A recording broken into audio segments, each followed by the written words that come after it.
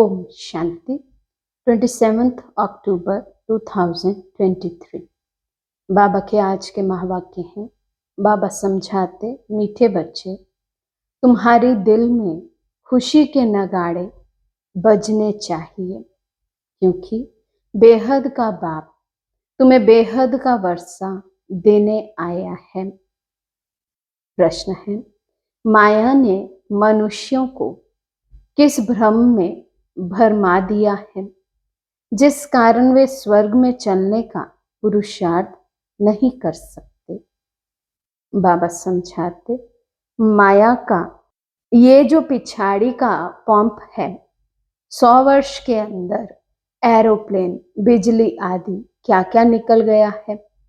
इस पंप को देखते हुए मनुष्य समझते हैं स्वर्ग तो यहाँ ही है, धन में महल है, माड़ियां हैं, बस हमारे लिए यहाँ ही स्वर्ग है। ये माया का सुख है जो भरमा देता है। इसके कारण ही वे स्वर्ग में चलने का पुरुषार्थ नहीं करते हैं। गीत है, माताओं माता तू सबकी भाग्य विधाता। ओम शांति। अभी ये तो बच्चों को समझाया गया है कि जो होकर जाते हैं उनकी महिमा गाई जाती है। भारतवासी तो जानते नहीं, विद्वान पंडित भी नहीं जानते। जगत अम्बा अर्थात जगत के मनुष्यों को रचने वाली तुम जानते हो, जिसको जगत अम्बा कहते हैं, वे अभी बच्चों के सन्मुख बैठी है। भक्ति मार्ग में तो ऐसे ही गाते आए हैं। तुम बच्चों को अभी ज्ञान मिला है, अर्थात जगत अम्बा का परिचय मिला है। जगदम्बा के नाम से भी भिन्न भिन्न अनेक चित्र बनाए हैं। वास्तव में है तो एक ही जगदम्बा।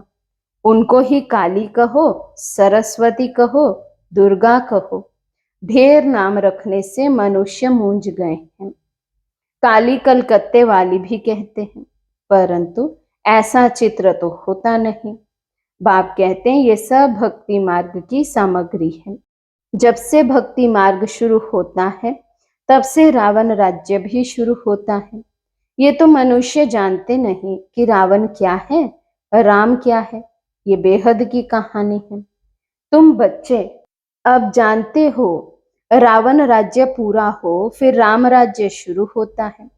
राम जरूर सुख देने वाला होगा, रावण जरूर दुख देने वाला होगा। भारत में रावण राज्य है तो उनको शोक वाटिका कहा जाता है। बाप ने समझाया है, तुम सब इस समय रावण राज्य में हो। मुख्य भारत की ही बात है।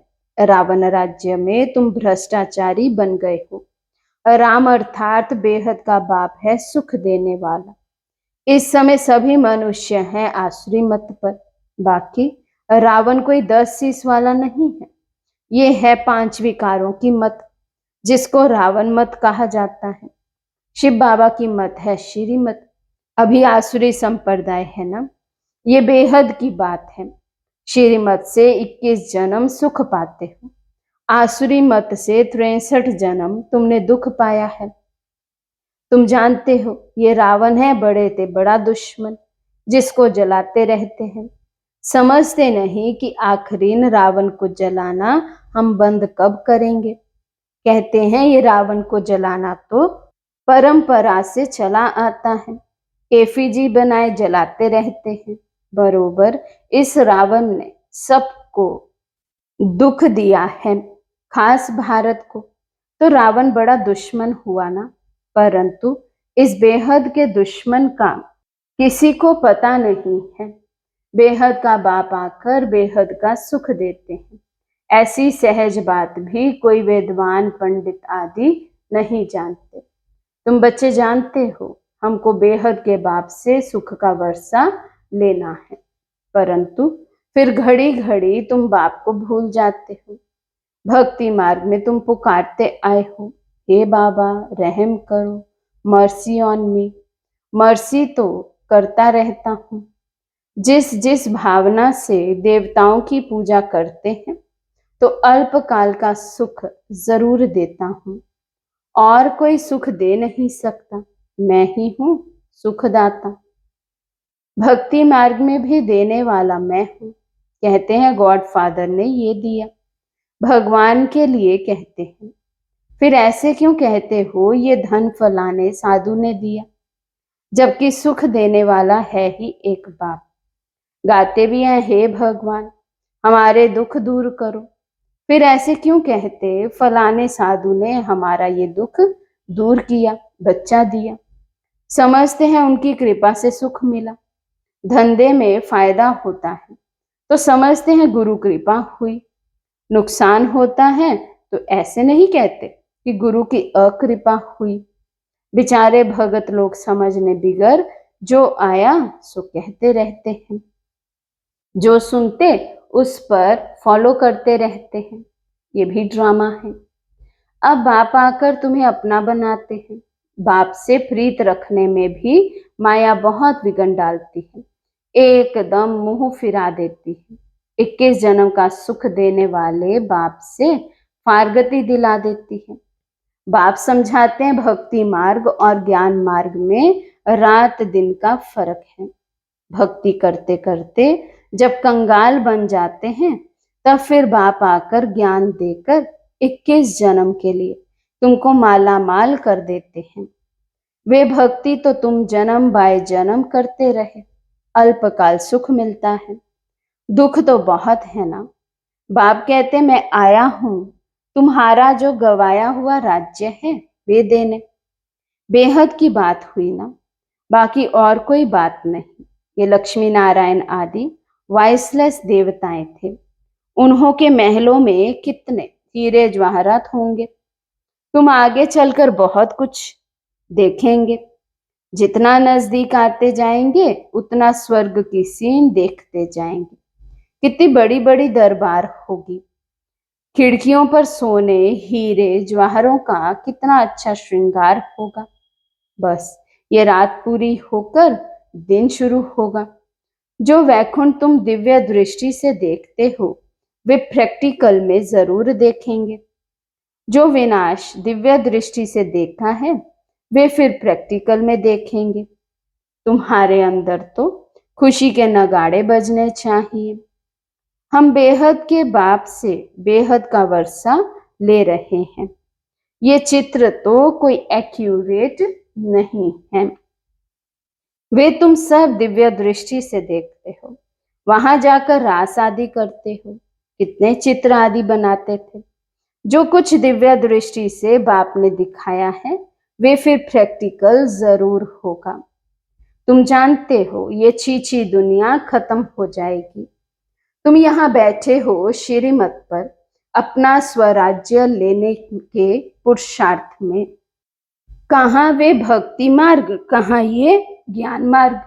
यहाँ भारत का हाल देखो क्या हुआ है। खाने के लिए अन्न नहीं, बड़े बड़े प्लान बना रहे हैं। टाइम है बाकी थोड़ा। उनका प्लान और तुम्हारा प्लान देखो कैसा है। ये बातें कोई शास्त्रों में नहीं है। रामायण आदि में कितनी कहानियां लिख दी हैं, परंतु ऐसे तो है नहीं। रावण को फिर वर्ष वर्ष क्यों जलाते हैं। रावण को जलाया तो वे खत्म हो जाना चाहिए। भक्ति मार्ग की आमदनी कैसी और ज्ञान मार्ग की आमदनी कैसी है। बाबा एकदम भंडारा भर देते हैं। उसके लिए मेहनत है, पवित्र जरूर रहना है। गाते भी हैं अमृत छोड़ विष काहे को खाए। अमृत नाम से अमृतसर में एक तालाब बना दिया है। तालाब में डुबकी मारते हैं। मानसरोवर नाम का भी एक तालाब बना दिया है। मानसरोवर का अर्थ भी नहीं समझते हैं। मानसरोवर अर्थात निराकार परमपिता परमात्मा ज्ञान सागर मनुष्य के तन में आकर ये ज्ञान सुनाते हैं। मनुष्यों ने कथाएं आदि कितनी बैठ बनाई है। सर्वशास्त्रमयी शिरोमणि गीता, फिर उसमें श्री कृष्ण वाच लिख दिया है। फिर श्री कृष्ण के लिए भी कितनी बातें लिख दी हैं। सर्प ने डसा, स्त्रियों को भगाया, कितने झूठे कलंक लगाए हैं। अभी तुम समझा सकते हो। श्री कृष्ण की तो बात ही नहीं है। ये तो ब्रह्मा द्वारा परम पिता परमात्मा सभी वेदों, शास्त्रों, ग्रंथों का सार बैठ बतलाते हैं। नंबर 1 है श्रीमद् भगवत गीता। भारतवासियों का धर्मशाला एक ही है, उसको खंडन कर दिया है, तो बाकी जो बाल बच्चे वेद शास्त्र हैं सब खंडन हो गए हैं। बाप कितनी अच्छी रीति समझाते हैं, फिर भी चलते चलते माया के थप्पड़ खाते रहते हैं, धारणा नहीं करते हैं। ये है युद्ध स्थल। तुम हो बच्चे जो ब्राह्मण बने हो। गीता आदि में तो कोई ऐसी बातें लिखी नहीं है। ब्रह्मा की मुख वंशावली है। ब्रह्मा द्वारा यज्ञ रचा गया, रुद्र ज्ञान यज्ञ तो बरोबर है। फिर युद्ध का मैदान कहाँ से आया? गाया भी हुआ है, राजस्व अश्वमेध यज्ञ। ये जो रथ है उसको हम बलि चढ़ाते हैं। वे फिर दक्ष प्रजापति का यज्ञ रच घोड़े को बैठ स्वाहा करते हैं। क्या क्या लिख दिया है। तुम जानते हो सतयुग में भारत स्वर्ग था, तो जरूर वहां बहुत थोड़े ही होंगे। देवी देवता थोड़े थे। जमुना के कंठे पर बरोबर राज्य होगा। सिर्फ देवी देवताएं राज्य करते होंगे। वहां तो गर्मी आदि होती नहीं, जो कश्मीर शिमला आदि जाना पड़े। तत्व भी बिल्कुल सतो प्रधान हो जाते हैं। ये भी समझने वाले समझें। सतयुग को स्वर्ग कहा जाता है, कलयुग को नर्क कहा जाता है। द्वापर को इतना नर्क नहीं कहेंगे। त्रेता में भी 2 कला कम होती है। सबसे जास्ती सुख स्वर्ग में है। कहते हैं फलाना स्वर्ग पधारा, परंतु स्वर्ग का अर्थ नहीं समझते हैं। स्वर्गवासी हुआ तो जरूर नरक में था ना। हर एक मनुष्य नरक में है। अभी बाप तुमको बेहद का राज्य देते हैं। वहां तो सब कुछ तुम्हारा रहेगा। तुम्हारी पृथ्वी, तुम्हारा आकाश। तुम अटल अखंड शांतिमय राज्य करेंगे। दुख का नाम ही नहीं होगा। तो उसके लिए कितना पुरुषार्थ करना चाहिए। अवस्थाएं बच्चों की कैसी हैं जानते भी हैं। हमारे मम्मा बाबा बहुत अच्छी रीति पुरुषार्थ करते हैं। क्यों नहीं हम भी पुरुषार्थ कर वर्षा लेवे। बाप कहते बच्चे थक मत जाना, श्रीमत पर चलते रहना। श्रीमत को कभी भूलना नहीं। इसमें बड़ी सावधानी चाहिए। जो कुछ करो पूछो, बाबा हम इसमें मूंझते हैं, इसे करने में हमारे ऊपर कोई पाप तो नहीं लगेगा। बाबा कभी कोई से लेता नहीं है। भक्ति मार्ग में भी ईश्वर अर्थ दान करते हैं तो रिटर्न में फिर लेते हैं। शिव बाबा लेकर क्या करेंगे? उनको कोई महल तो नहीं बनाने हैं। सब कुछ बच्चों के लिए करते हैं। मकान बनवाते हैं, वे भी तुम्हारे पिछाड़ी में रहने लिए। तुम्हारा यादगार मंदिर भी यहाँ है। तुम भी यहाँ बैठे हो। जो सर्विसेबल बच्चे हैं वे आगे चल बहुत रौनक देखेंगे। यहाँ बैठे बैठे चक्र लगाते रहेंगे स्वर्ग में। फिर वहां जाकर महल बनाएंगे। मकान की कंपटीशन होती है ना। अभी 100 वर्ष में कितना बनाया है। भारत को जैसे बहिष्यत बना दिया है, तो वहां 100 वर्ष में समझते हो क्या नहीं होगा। साइंस सारी तुमको वहां काम में आती है। साइंस का सुख ही वहां है, यहाँ तो दुख है। साइंस पर कितनी मेहनत करते हैं। तुम बच्चे समझते हो कि ये सिर्फ फाफा मार रहे हैं, अर्थात अपनी बढ़ाई कर रहे हैं। अल्पकाल क्षणभंगुर सुख है। ये माया का पिछाड़ी का पंप है। ये एरोप्लेन रॉकेट आदि में अभी जाते हैं। आगे ये सब साधन थे नहीं, बिजली आदि भी नहीं थी। ये सब है माया का सुख जो मनुष्य को भरमाता है। मनुष्य समझते हैं बस यही स्वर्ग है। विमान आदि स्वर्ग में थे, अभी स्वर्ग है ना। ये नहीं समझते कि स्वर्ग के लिए तो अब तैयारी हो रही है। समझते हैं धन है, महल है, बस हमारे लिए यहाँ ही स्वर्ग है। अच्छा, तुम्हारी तकदीर में यही स्वर्ग है।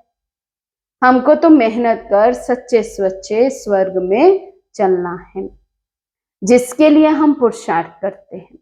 पुरुषार्थ में ढीला नहीं पड़ना है, गृहस्थ व्यवहार में रह पुरुषार्थी बनना है, सर्विस करनी है।